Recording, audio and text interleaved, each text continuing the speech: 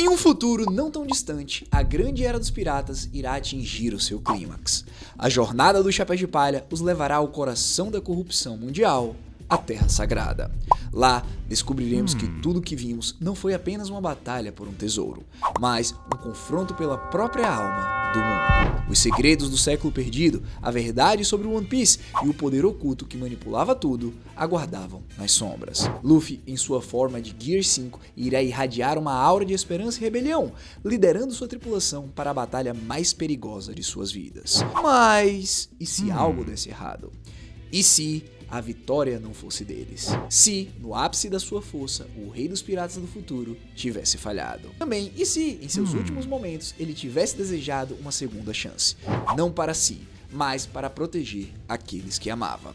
Pois é, se preparem, porque hoje nós veremos o que aconteceria se o Luffy renascesse com todos seus poderes e memórias em One Piece. A invasão de Mary Joyce foi um ato de pura audácia, um desafio direto ao poder que governava o mundo por séculos. Os Chapéus de Palha, cada uma lenda por si só, se dividiram para causar o máximo de caos, atraindo a atenção dos dragões celestiais e dos seus guardiões. Enquanto a tripulação espalhava a rebelião, os 5 anciões e as figuras mais poderosas do governo mundial revelaram suas verdadeiras formas, bestas míticas e yokais ancestrais, seres de poder inimaginável que personificavam a própria tirania. Zoro enfrentou o Vinatsu-Juro, cuja katana amaldiçoada, a Shodai Kitetsu, pulsava com uma energia sombria. O duelo foi uma sinfonia de precisão e poder bruto, com Zoro liberando o seu Haki do Conquistador avançado, cortando montanhas de escombros com cada golpe. Nesse momento, nem mesmo a regeneração do ancião poderia impedir a lâmina do Solador, o que bem resultou em sua derrota. Dos escombros, Zoro emergiu vitorioso, seu corpo coberto em feridas, mas seu espírito inquebrável. Sanji usou seu Geppou e seu Haki contra Marcus Mars, que encarnava um pássaro colossal. Sua batalha foi um espetáculo aéreo de choques flamejantes, com o Ifrit Jumbo queimando mais brilhante do que nunca, associado ao seu poderoso Haki do Rei Despertado. Após uma troca exaustiva de golpes, o loirinho manhoso desferiu um chute decisivo que extinguiu até mesmo as chamas regenerativas do ancião, antes de desabar no chão, mal consciente, mas com um sorriso de satisfação. Em outro lugar bem perto dali, Nami, Usopp e Robin enfrentavam Topman Walker, que testou sua engenhosidade e forças combinadas. Nami conjurou tempestades violentas para desorientar o inimigo, Usopp com sua mira precisa criou aberturas vitais e Robin com seus membros infinitos esmagou seu inimigo em uma estratégia decisiva. E embora triunfassem, os 3 ficaram exaustos e feridos, mas a determinação em seus olhos era inabalável. Franky e Brook combinaram suas habilidades únicas contra Jupiter, cuja forma de minhocão gigante dominava o campo de batalha.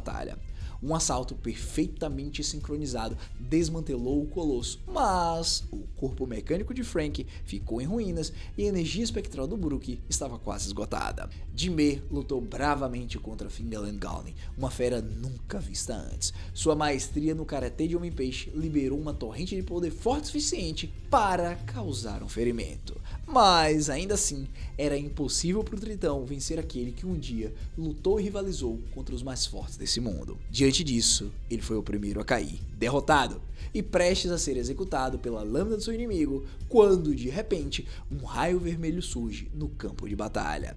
Shanks havia chegado para ajudar Luffy e seus amigos e agora iria enfrentar o seu pai. Na sequência, enquanto os Chapéus de Palha se reagrupavam, todos feridos e exaustos, as portas da Sala do Trono se abriram para revelar Imu. A pura imponência de sua presença era sufocante, um ser além da mortalidade que empunhava o poder de distorcer a própria realidade. Luffy avançou, preparado para enfrentar Imu, mas os Cavaleiros Sagrados desceram para interceptá-lo. Esses guerreiros, mestres do Haki e de habilidades divinas, engajaram com o Chapéu de Palha em um combate brutal, mantendo Luffy ocupado enquanto Imu iniciava a aniquilação sistemática da tripulação. Nami, em um único segundo, olhava para onde Imu estava, e no próximo ele havia desaparecido, apenas para reaparecer à sua frente. Surpresa, ela recuou rapidamente, tentando criar alguma distância. A navegadora, desarmada e tremendo, permaneceu desafiadora, mas foi derrubada pelo rabo de Imu, sem ter a chance de sequer gritar por ajuda. O Soap, tremendo, mas resoluto, disparou um último tiro que acertou em cheio, apenas para ser obliterado em retaliação. Robin convocou toda a sua força para tentar pegar Imu desprevenido com seus incontáveis membros, mas foi rapidamente esmagada. Frankie protegeu Brook com seu corpo avariado, mas ambos caíram com um único golpe devastador. Sanji, fraco demais para ficar de pé, foi incinerado enquanto protegia o inconsciente Zoro. Em contrapartida, o espadachim e o Chopper nem tiveram a chance de reagir ou tentar proteger seus amigos antes de serem dominados, deixando apenas Luffy para enfrentar o inimigo insuperável. Fúria colidiu com Imu em um duelo final desesperado. Seu Gear 5 distorceu a realidade em um campo de batalha surreal, onde cada golpe gerava explosões de luz e risadas, embora ele empurrasse seus poderes ao limite absoluto. As habilidades supremas de Imu eram avassaladoras. Por outro lado, os Cavaleiros Sagrados contiveram Luffy o tempo suficiente para o governante desferir o golpe final. Seu ataque etéreo o perfurou. Enquanto caía, sua forma de Gear 5 cintilou e desapareceu, deixando Luffy ensanguentado e derrotado.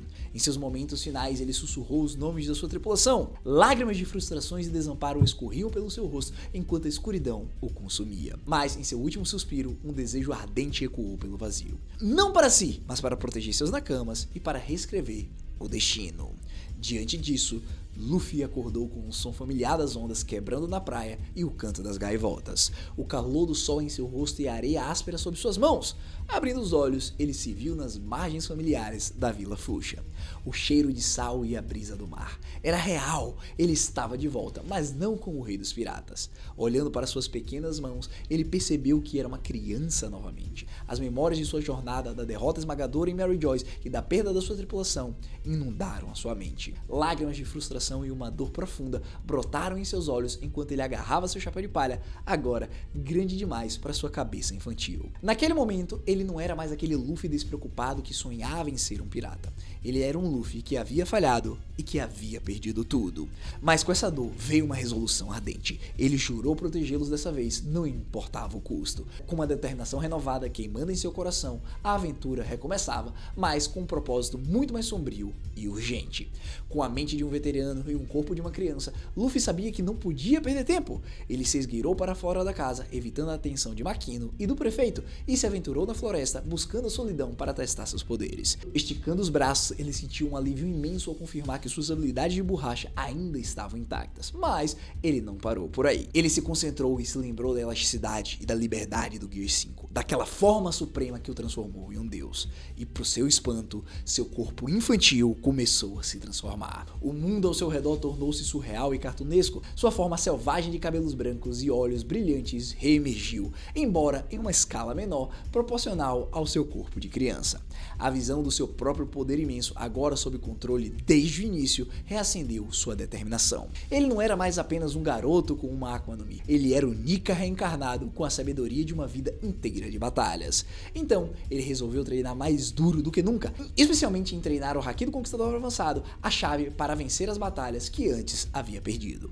Anos se passaram e o destino, como sempre, interveio. No dia em que o Sabo tentou escapar de seus pais opressores e se lançar ao mar, o caos irrompeu.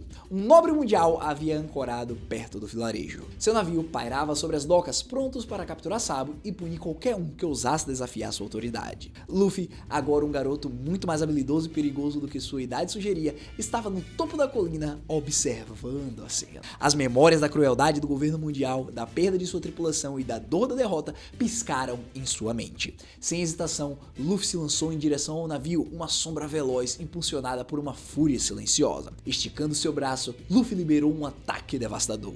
Seu punho gigantesco, crepitando com o Haki do Conquistador Avançado, esmagou o navio do nobre, obliterando em um único golpe. São Jalmaki e sua comitiva foram lançados ao mar, enquanto os moradores da vila observavam em choque e silêncio. Sabo, chocado e maravilhado, só conseguia encarar aquele garoto que era seu irmão e que tinha um poder sobrenatural e também o havia salvado. Por outro lado, a destruição do navio do Dragão Celestial enviou ondas de choque por todo o governo mundial.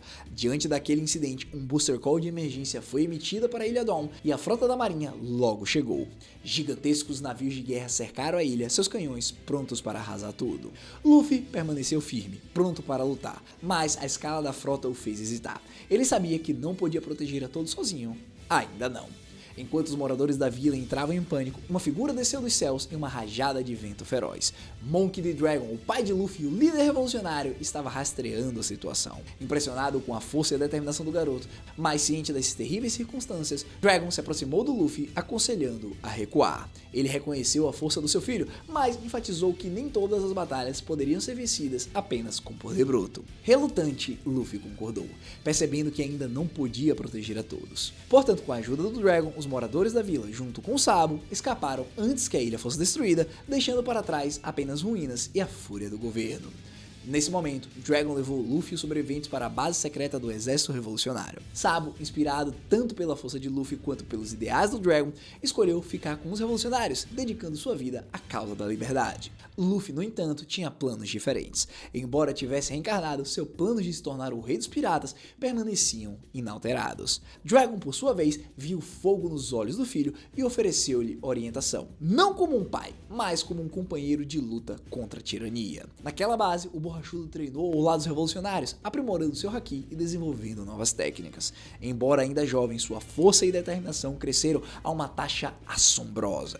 Sua segunda chance na vida era agora um turbilhão de treinamento, alianças e preparação para uma batalha que um dia abalaria o mundo mais uma vez. Enquanto os anos se passavam, Ace, o irmão de Luffy, forjou sua própria lenda pelos mares. Ele encontrou a Mera Mera no Mi, formou os Piratas Spade e eventualmente juntou-se à tripulação do Barba Branca, tornando-se um dos seus comandantes mais fortes e leais. Enquanto isso, Luffy, tendo treinado extensivamente sob a tutela do Dragon, decidiu que era hora de zarpar. Sua recompensa, já considerável por seus feitos contra o Dragão Celestial e os confrontos contra a Marinha, o tornava uma figura notória. Apesar disso, o coração do Chapéu de Palha estava fixado em duas coisas: reunir sua futura tripulação, se tornar o rei dos piratas, dessa vez sem falhas. A primeira parada de Luffy foi para encontrar o Kobe. Ele rastreou o jovem aspirante a marinheiro e o salvou das garras da Alvida. Assim como antes, Kobe, inspirado pela determinação e força de Luffy, prometeu perseguir seu sonho de se tornar um almirante, mas dessa vez com uma compreensão mais profunda do mundo e da justiça. No entanto, na sequência, o Luffy não conseguiu localizar o Zoro, que parecia ter desaparecido. Desanimado, mas não detido, o Chapéu de Palha zarpou, confiante de que seus caminhos se cruzariam novamente, pois o destino tinha um jeito engraçado de unir as pessoas. Dias se transformaram em semanas, enquanto a jornada de Luffy continuava. Uma tarde ensolarada, ele atracou em uma movimentada cidade portuária, procurando suprimentos e informações. Enquanto caminhava pelas ruas, seus sentidos aguçados de uma presença familiar puxaram suas memórias. Virando uma esquina, seus olhos se iluminaram. Lá estava o Zoro, vestindo seu característico haramaki verde, suas 3 espadas brilhando à luz do sol. Luffy o chamou com entusiasmo, sorrindo de orelha a orelha, correndo em sua direção com uma excitação desenfreada. Zoro, por sua vez, se virou, sua expressão ilegível a princípio. Luffy, imperturbável pelo comportamento do seu companheiro, apressou-se em abraçá-lo. Mas pouco antes de alcançá-lo, Zoro desembanhou suas espadas e atacou, mas isso não causou nenhuma perturbação por parte do protagonista. Não preciso nem dizer que o Solador não foi rápido o suficiente e se preparou para o contra-ataque de Luffy, mas também foi surpreendido por um grande e belo abraço. Zoro ficou momentaneamente confuso e empurrou Luffy para longe. Ele exclamou que estava ali para caçá-lo a fim de coletar a sua recompensa. Luffy, ainda sorrindo, ofereceu-lhe um acordo. Ele propôs um duelo, onde se o Solador vencesse, poderia reivindicar sua recompensa. Mas, caso ele vencesse, o espadachim se juntaria à sua tripulação e não partiria até que fosse capaz de derrotá-lo. Zoro concordou e, sem hesitação, avançou lançando um ataque feroz com seu estilo de 3 espadas. A luta foi intensa, com um choque de vontades e habilidades, mas não podemos dizer que foi difícil. Enquanto Luffy já dominava a sua fruta com maestria e todos os tipos de haki em um estado avançado, o Zoro estava no começo de sua jornada.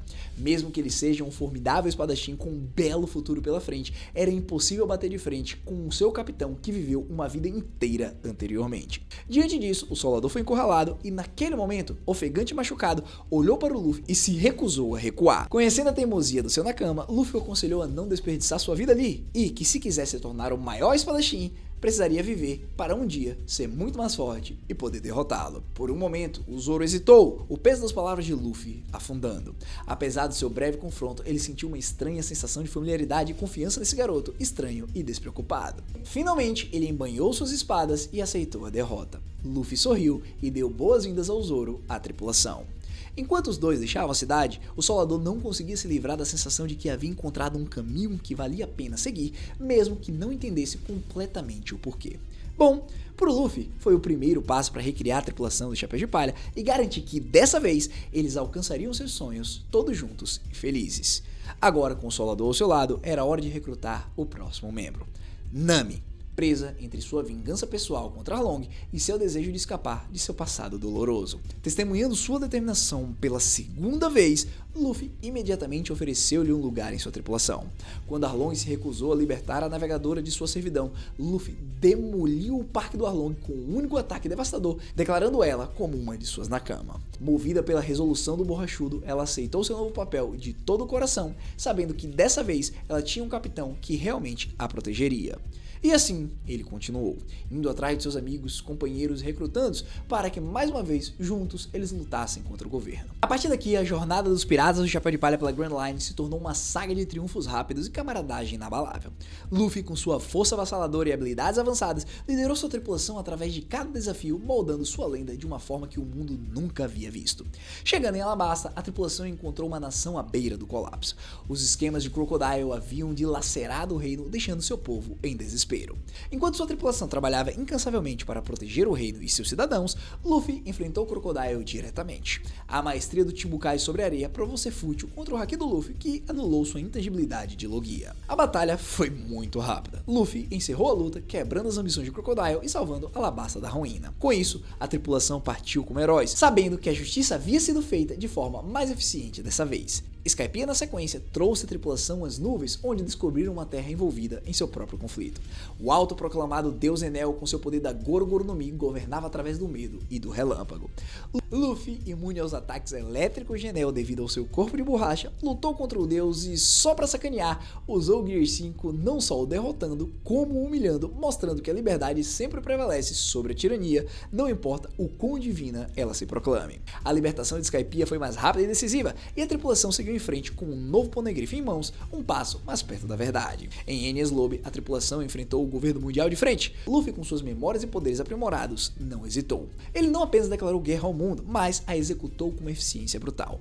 O Gear 5 foi liberado mais cedo, transformando a ilha em um playground de borracha e risadas, enquanto os agentes da CP9 eram dominados com facilidade. A bandeira do governo mundial foi queimada, não como um ato de desespero, mas como uma declaração de guerra de um rei dos piratas que não aceitaria menos que a liberdade total.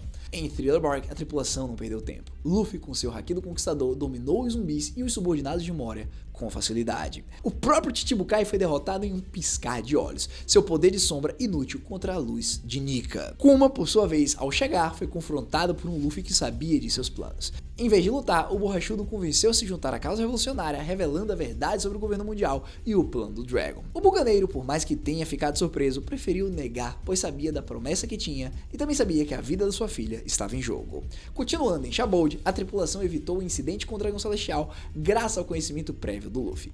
Eles se prepararam para a chegada de Kizaru e Sentomaru, mas dessa vez a batalha foi diferente. O Chapéu de Palha, com a fruta despertada, enfrentou o almirante de igual para igual, sua velocidade e imprevisibilidade superando até mesmo a sua luz. Rayleigh, impressionado, apenas observou, sabendo que Luffy superou todas as suas expectativas. Diante disso, a tripulação não foi separada. Eles lutaram juntos, uma força imparável, e escaparam de Shabold mais fortes e unidos do que nunca. Em Impel Down, Luffy não precisou se infiltrar sozinho. Com a ajuda de seus amigos e a inteligência do exército revolucionário, eles planejaram uma invasão em larga escala. O Chapéu de Palha, com seu Haoshoku avançado, abriu caminhos pelos níveis mais profundos, libertando os prisioneiros e recrutando aliados poderosos. Mageran foi derrotado com facilidade, seu veneno inútil contra a imunidade de Luffy e a coordenação da equipe. Ace foi resgatado e a fuga de Impel Down foi um triunfo, não uma corrida desesperada. Marineford, a guerra que deveria ter mudado o mundo para sempre, mas que nessa linha do tempo foi reescrita. Com Ace resgatado lá em Impel Down e a força total dos piratas do Chapéu de Palha, Barba Branca e Exército Revolucionário, a batalha foi unilateral.